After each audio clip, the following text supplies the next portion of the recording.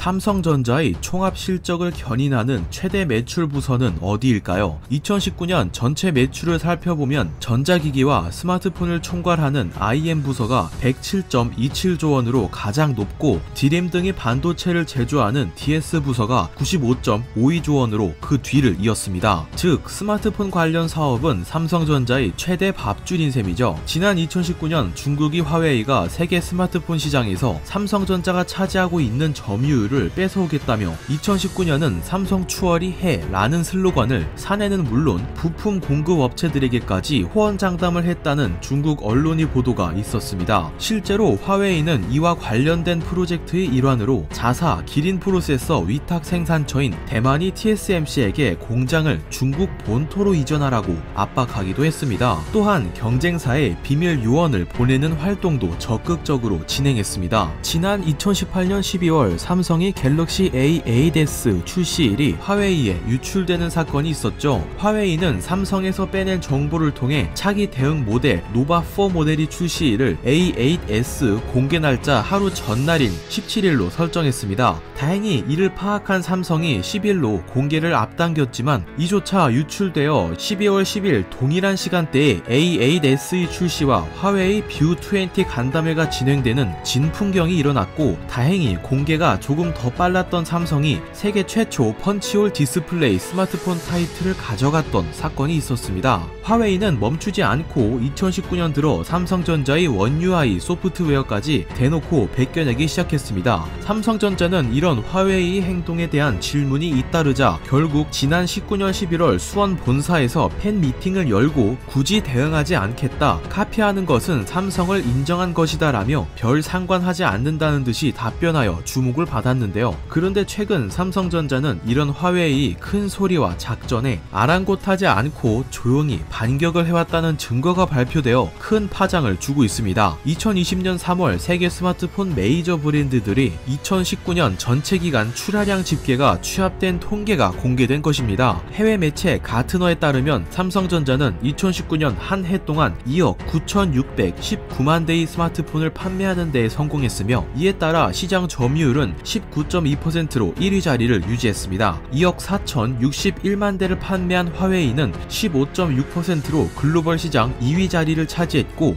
애플은 12.6%로 삼성과 화웨이의 점유율을 빼앗겨 3위를 차지했습니다. 우리는 2019년 삼성전자의 1위 점유율을 보고 당연한 것 아닌가, 쭉 1위였잖아 라며 웃어넘길 수 있습니다. 하지만 업계인들의 시선은 다릅니다. 삼성전자는 진정한 혁신을 거듭했다고 평가합니다. 2019년에는 5G 네트워크를 지원하는 국가들이 속속 등장하면서 5G 기기 등장에 따라 시장의 판이 상당히 달라진 상황이었기 때문입니다. 5G 폰은 차세대 기술이 접목된 폰답게 대체적으로 가격이 비쌌습니다. S10 5G 모델과 노트 10 5G 모델 가격만 봐도 그렇습니다. 이럴 때 화웨이 같은 저가 공략 브랜드가 저가형 5G 폰을 내놓기라도 하면 보급형 시장에서 유독 힘을 못 써왔던 삼성전자는 휘청일 수밖에 없었다는 것입니다. 그러나 삼성전자는 보급형 라인업이라는 5기 T가 집중 공략될 것이라는 상황을 예측했습니다. S10 시리즈들이 출시 뒤로 얼마 지나지 않아 스냅드래곤 855 프로세서에 5G 네트워크를 지원하는 준 프리미엄 스마트폰 갤럭시 A90를 출시한 것입니다. 플래그십 중에서도 저렴하다는 평가를 받는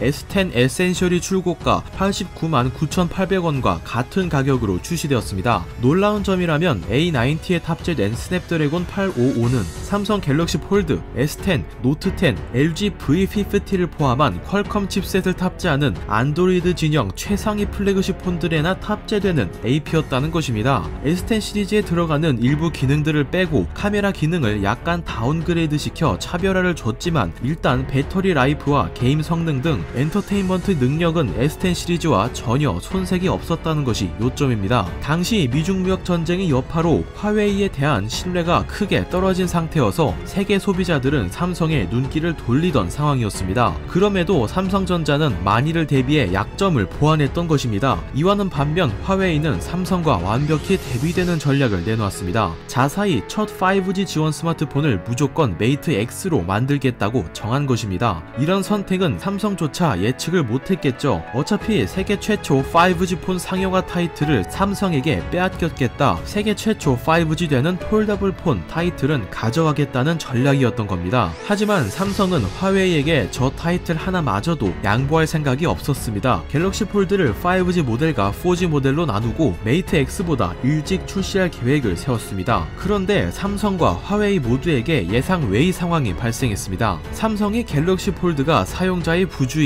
유도할 수 있다는 문제로 회수, 출시 연기 결정이 내려진 것입니다. 화웨이 입장에서도 삼성이 공지한 시기보다 먼저 메이트 X를 내놓기에는 무척 이른 시기였습니다. 결국 메이트 X 역시 디스플레이 납품처 BOE 수율에 문제가 있다며 협력사 이름을 팔아 둘러대고 급하게 하드웨어 보완 과정을 거쳤습니다. 삼성은 눈치를 챕니다. 기술력이 부족한 화웨이 스스로가 봐도 문제되는 게 보이니까 귀신같이 따라 출시를 연기했다는 것을요. 당시 삼성은 폴드를 예약했던 사람들로 하여금 혼란이 빚어지고 예약 취소 상황까지 이어지는 최악의 시간을 겪고 있었습니다. 시간을 끌면 끌수록 결국 손해볼 것 제대로 보면서 화웨이 제품 보완 및 추격의 기회를 주는 꼴이었습니다. 하지만 삼성은 이런 혼란 속에서도 화웨이 행동을 계속 예의주시했습니다. 출시 직전까지 연기된 폴드 출시를 구체적으로 이야기하지 않은 것입니다. 대략적인 출시 시기를 언급하면 소비자들을 달랠 수는 있겠지만 화웨이는 삼성 같은 완벽을 추구하는 애들이 아니라는 것이 큰 요점이었습니다. 화웨이는 폴드 출시 날짜가 공개되면 앞서 A8s 사태처럼 메이트 X의 보완이 완료되지 않더라도 시장에 툭 던져놓을 게 뻔했습니다. 하지만 삼성은 이것까지 예측하고 쭉 침묵을 고수했던 것이었습니다.